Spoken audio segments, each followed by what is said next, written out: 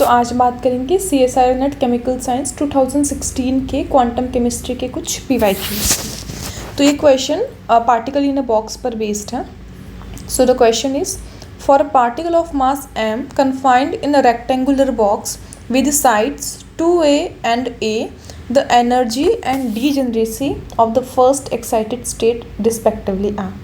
तो हमें बोला है कि एक रेक्टेंगुलर बॉक्स है, ध्यान से देखना यहाँ पे जो है स्क्वायर बॉक्स नहीं है, रेक्टेंगुलर बॉक्स है। ओके, सो मान लेते हैं ये हमारा रेक्टेंगुलर बॉक्स है। Okay, and the sides are this is 2a and this is a। Okay, ये बॉक्स है। तो हमें निकालना है the energy and degeneracy of the first excited state आर।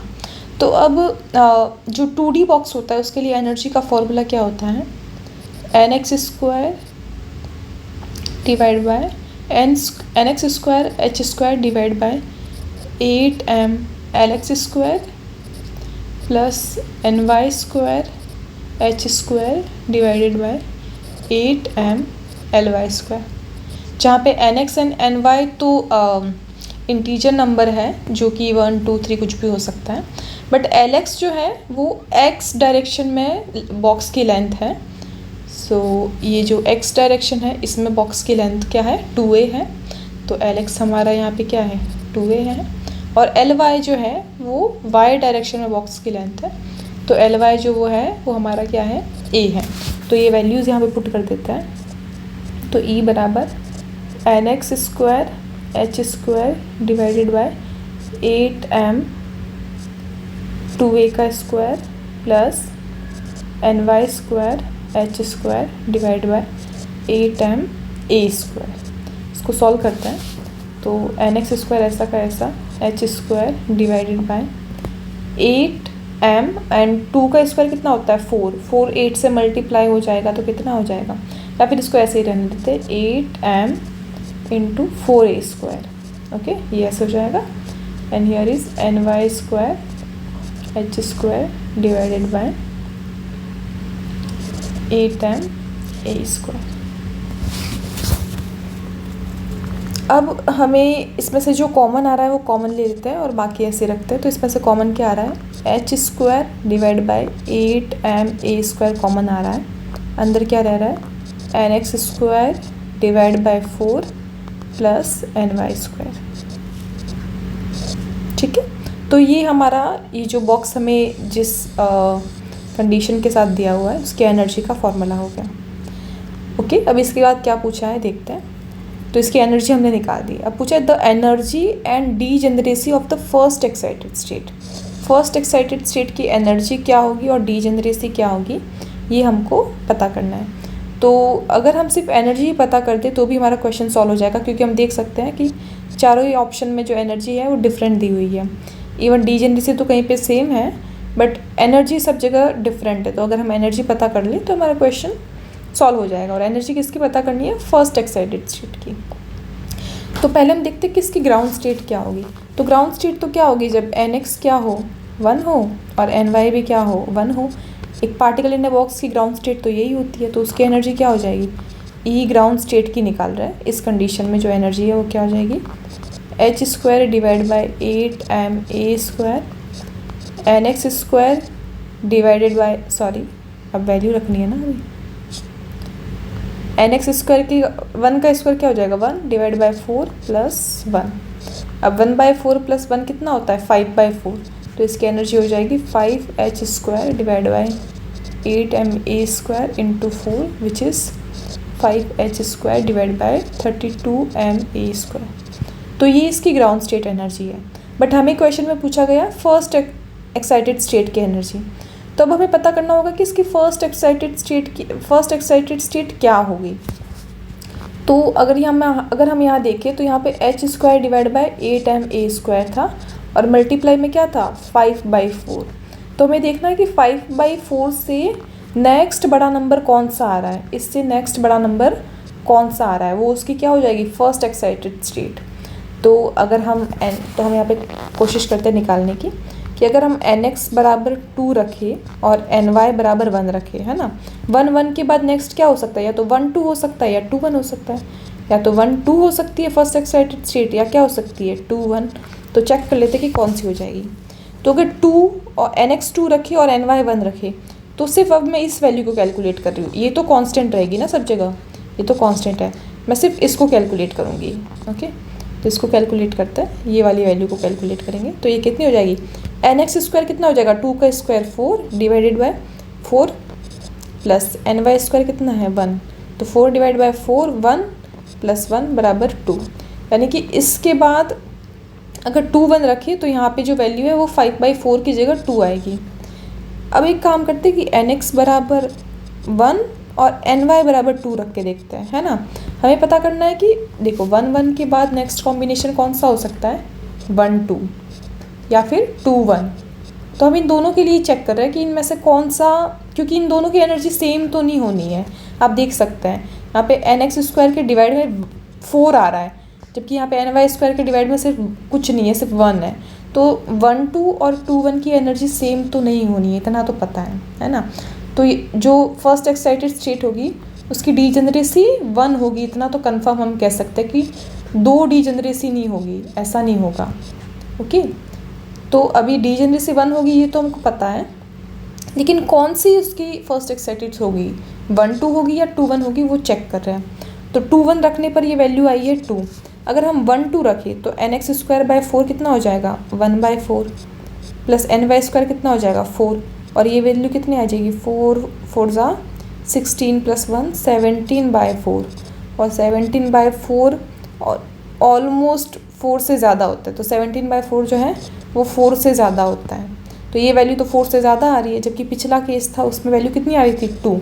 तो ऑब्वियसली जो 2 1 रखने पर जो एनर्जी आ रही है वो 1 2 रखने से कम आ रही है। तो ये हमारी फर्स्ट एक्साइटेड स्टेट हो जाएगी, और ये कौन सी होगी सेकेंड एक्साइटेड स्टेट। और इन दोनों की एनर्जी सेम नहीं है। अगर ये स्क्वायर बॉक्स होता तो इन दोनों की एनर्जी सेम होती, है ना, क्योंकि ये दोनों की जो डिनोमिनेटर है वो सेम होता। लेकिन ये क्योंकि ये स्क्वायर बॉक्स नहीं है, रेक्टेंगुलर बॉक्स है, इसलिए इनकी एनर्जी अलग आ रही है, और इसीलिए हमारी डीजेनरेसी जो है वो 1 आई है। और एनर्जी क्या आ जाएगी 2 रखने पर, क्या एनर्जी आएगी वो अब कैलकुलेट करते हैं।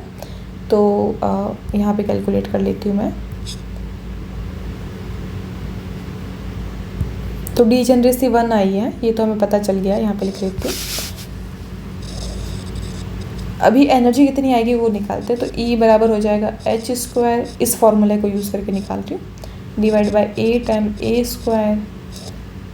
NX की वैल्यू कितनी रखनी है 2 2 का square 4 divided by 4 plus NY की वैल्यू 1 1 का स्क्वायर 1, तो 4 डिवाइड बाय 4 1 प्लस 1 कितना आ जाएगा 2। तो ये वैल्यू हो जाएगी 2H² डिवाइड बाय 8m²। इसको फर्दर सॉल्व भी कर सकते हैं, H² डिवाइड बाय 4ma²। तो अब देखते हैं किस ऑप्शन में ऐसा दिया हुआ है। तो देखो फर्स्ट ऑप्शन में ही हमें दिया हुआ है ना, फर्स्ट ऑप्शन ही हमारा करेक्ट ऑन हो गया। इसमें डीजेनरेसी 1 है और H² divide by 8m multiply by 2a² दिया हुआ है ना, इनको इन्होंने कैंसिल नहीं किया है, अदरवाइज़ 4 आ जाएगा, लेकिन हम भी यहाँ से बता सकते हैं कि ये सेम आया है। ओके, तो हमारा फर्स्ट ऑप्शन जो है वो करेक्ट हो जाएगा।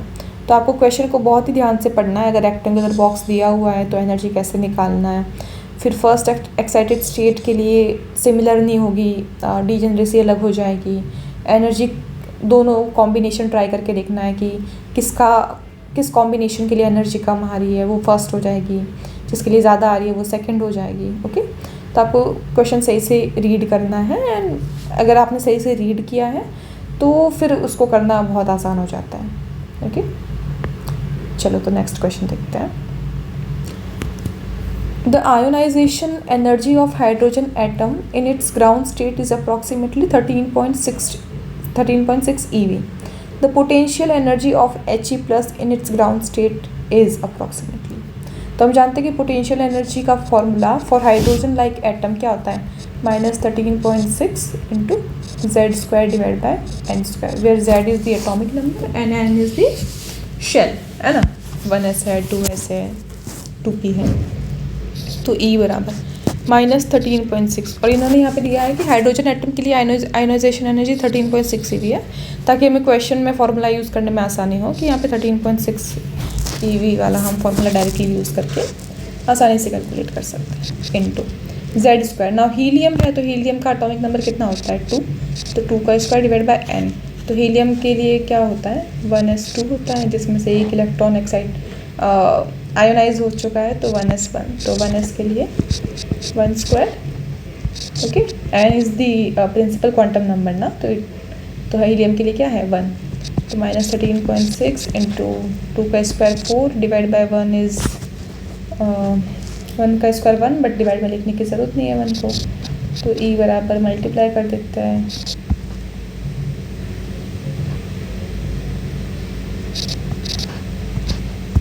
तो हमारा आंसर क्या आ गया -54.4 EV। तो फर्स्ट जो है ऑप्शन वो करेक्ट हो जाएगा। ओके, तो ये हाइड्रोजन एटम और हाइड्रोजन लाइक एटम बेस्ड जो एनर्जी निकालने का फॉर्मूला है उस पर बेस्ड है। तो आपको हाइड्रोजन एटम के केस से भी क्वेश्चंस मिल सकता है, तो सही से पढ़ना है। The next question is on the eigen functions. So the question is the eigenfunction of a Hamiltonian H, where H is T plus V, kinetic energy plus potential energy, of a harmonic oscillator are, where T and V are the kinetic and potential energy respectively।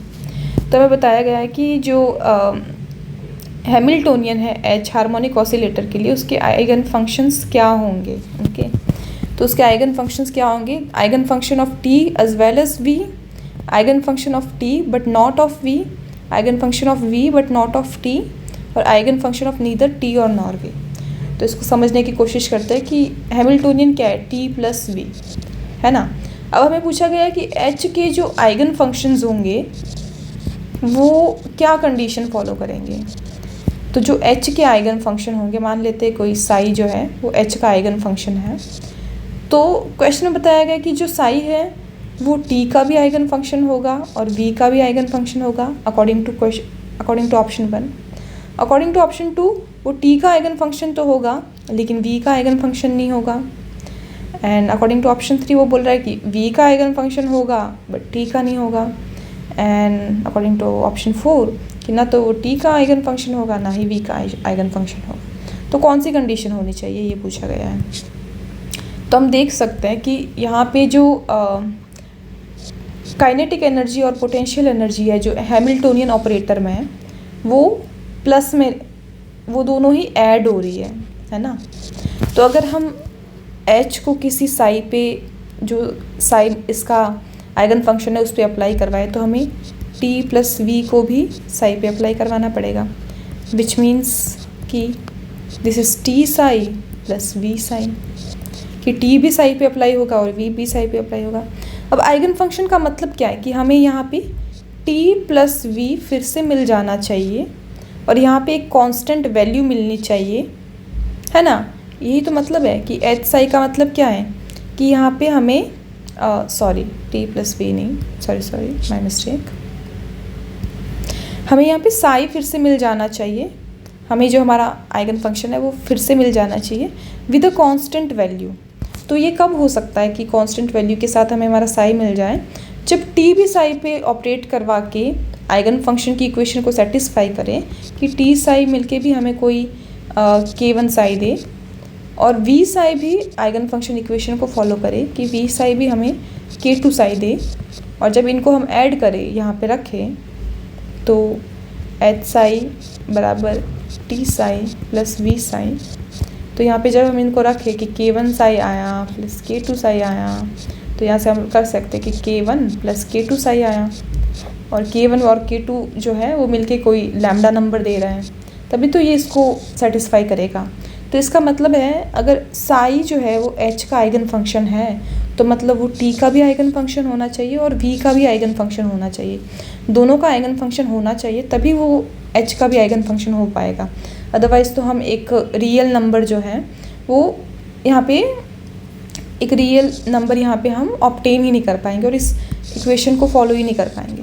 तो इसी condition के according हमारा जो option 1 है वो यहाँ पे correct है कि आइगन फंक्शन ऑफ T भी होगा वो as well as eigen function of V भी होगा वो, अगर उसको हैमिल्टोनियन का आइगन फंक्शन होना है। ओके, तो ऐसे स्टेटमेंट वाइज क्वेश्चन भी क्वांटम में बहुत पूछे जाते हैं।